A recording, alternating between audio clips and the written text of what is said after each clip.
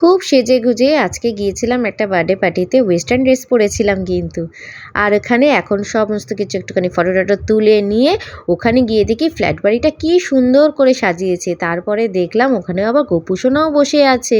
ছাদে ওরা অ্যারেঞ্জ করেছিল, কিন্তু প্রথমেই আমাদের একটু ভয় ভয় লাগছিল যে এত হাওয়া দিচ্ছিল কী হবে। আর এখানে জুস খেতে তো খুবই ভালো লাগে। জুসের ওপর ঝাঁপিয়ে পড়েছিলাম, তারপরেই খেয়েছিলাম ৩ রকমের স্টার্টার। তারপরেই হলো কেক কাটিং। কেক কাটিং যেই না শেষ হয়েছে প্রচণ্ড জোরে ঝড় উঠেছে, মানে এত ধুলো উড়েছিল। তারপরে আমরা নিচেই নেমে এসে এরকমভাবে কেক কাটিংটা আমার ননদই সারলো। কী করা যাবে, আর এদিকে বার্থডে বয়ের যা হয়, বার্থডে বয়ের মায়ের একটুখানি মনটা খারাপ হয়ে গেছিলো। সবাই ওকে একটু সান্ত্বনা টান্ত্বনা দিচ্ছিল। আর খাবারের আইটেমগুলোও খুব ভালো করেছিল। আর যেমন আইটেমগুলো ভালো তেমনি খেতেও ভালো। আর কি, একদম আইসক্রিম টাইসক্রিম খেয়ে একটুখানি মজা টজা করে নিয়ে রিটার্ন গিফট নিয়ে বাড়ি ফিরলাম।